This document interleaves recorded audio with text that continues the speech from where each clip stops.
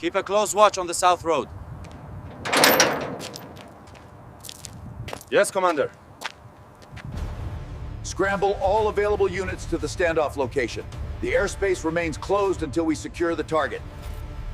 The airspace remains closed. I repeat, do not approach the exclusion zone or we will engage. This is your final warning. Right now, a major international crisis is unfolding between the United States and Iran, and it is moving incredibly fast. We're talking military assets on alert, and really, human lives just hanging in the balance. So let's unpack exactly what's happening, both on the ground and behind the scenes. Okay, so first, let's look at the military posture. American forces over at Al Udeid Air Base in Qatar. And you have to remember, this is the largest U.S. base in the entire Middle East.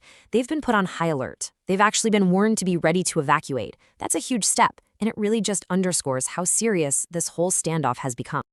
At the very same time, Iran has made a pretty significant move of its own. They've gone and restricted a large portion of their airspace. Now, this is a classic signal to the rest of the world that tensions have hit a boiling point. It's often something you see right before military action. But this crisis isn't just about troop movements and flight paths. The language, the rhetoric flying back and forth between the leaders has gotten incredibly intense. It's turned what was already a tense situation into a very direct, very public confrontation. And President Trump really drew a line in the sand. He put out this stark warning to Tehran, basically saying that if the regime started executing protesters who'd been jailed in all the recent demonstrations, the U.S. would respond with, and I'm quoting here, very strong action. So this just created a completely impossible standoff. On one side, you have the U.S. publicly demanding that Iran halt all executions. But at the same time, on Iranian state TV, you're seeing images of their judiciary head calling for the exact opposite: fast trials and swift executions for protesters. The two sides were just on a complete collision course. And while all this high-level political drama is playing out, the situation for everyday people inside Iran has become absolutely terrifying. Let's really take a look at the human cost of this crackdown. Some really disturbing new videos have started making the rounds online. One of them allegedly shows Iranian security forces storming a hospital. But they're not there to help. No, they're there to hunt down and arrest injured protesters who are just trying to get medical care. And the scale of this violence, it is just staggering. Human rights activists are reporting that during the regime's crackdown, security forces have killed more than 2,600 unarmed civilians. And if the death toll wasn't bad enough, the sheer number of arrests is just as alarming. We're hearing that more than 18,000 people have been detained.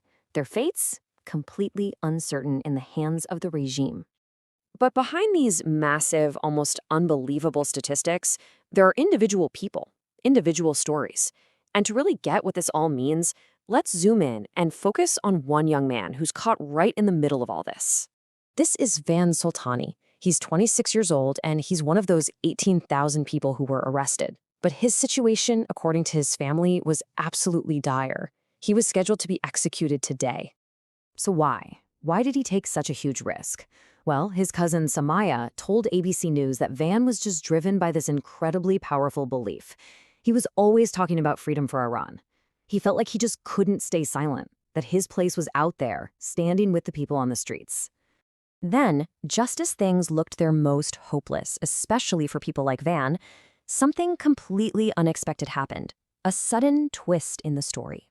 President Trump made an announcement. He said the U.S. had gotten word from sources who knew what was going on inside Iran. And his statement was very direct. The killings have stopped, and the executions, including the ones scheduled for today, were not going to happen. And this announcement had a very real, very direct impact on Van's story. Late today, his family got the news they had been so desperately praying for. He was not executed. But, their relief is only partial, because the uncertainty is still there. They still haven't been allowed to actually see him. So while it seems like an immediate tragedy might have been avoided, this underlying conflict it's far from over. The whole situation remains incredibly fragile, and what happens next is really anyone's guess. And for his part, President Trump is absolutely keeping the pressure on. Even after announcing the halt in executions, he's publicly been urging the people of Iran to keep protesting against the regime. And this, right here, this is the core problem for the people on the ground. After weeks of just brutal violence, there is basically zero trust left.